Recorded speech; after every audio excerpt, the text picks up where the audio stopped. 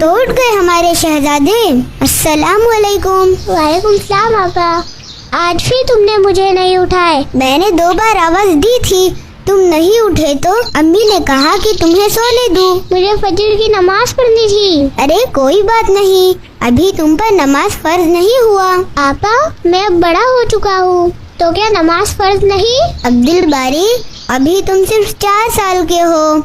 ये अच्छी बात है कि तुम नमाज पढ़ो, लेकिन अभी फर्ज नहीं हुआ। आपा फर्ज हो जाने पर क्या होता है? फर्ज मतलब कोई भी काम लाजमी हो जाना, जिसके ना करने से अल्लाह सुब्हानहू व तआला सवाल करेंगे। अच्छा, तो हम सवालों का जवाब कैसे देंगे? अल्लाह हम पर रहम करे और हमें तौफीक दे कि आखिरत में हमसे कोई सवाल ना हो। इसलिए हमेशा अच्छे काम करो और बुराई से रुक जाओ। इसीलिए तो मैं फजर पढ़ूंगा, ताकि अल्लाह सुब्हानहू व तआला मुझसे नमाज के बारे में सवाल ना कर ले। नहीं अब्दुल बारी, अल्लाह सुब्हानहू व तआला बच्चों को नमाज के लिए सवाल नहीं करेंगे।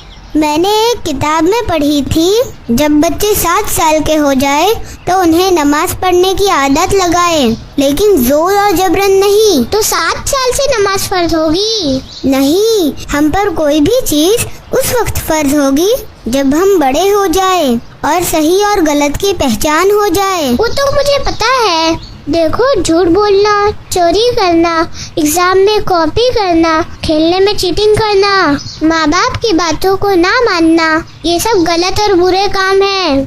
और सच बोलना, बुराई से बचना, गरीबों की मदद करना, जानवरों पर रहम करना और अम्मी अब्बा की बातों को मानना, उनसे अच्छी तरह मुस्कुराते बात करना, ये सब अच्छे और नेकी के काम हैं। अब बताओ, मुझे सही और गलत नहीं पता क्या? अरे अब्दुल बारी, तुम बिल्कुल ठीक कह रहे हो, लेकिन फर्ज के लिए एक उम्र होती है, जब हम बड़े हो जाए और अच्छी तरह शऊर आ जाए, और जब भी फर्ज हो जाएगा तो हमें अम्मी और अब्बा बता देंगे। अच्छा, तो ठीक है, लेकिन आपा तुम मुझे फजर की नमाज के लिए उठाना। हम अभी से नमाज पढ़ेंगे तो हमारे नेकी और सवाब ज्यादा होंगे। अच्छा ठीक है, अब जल्दी स्कूल के लिए तैयार हो जाओ, लेट हो जाएंगे।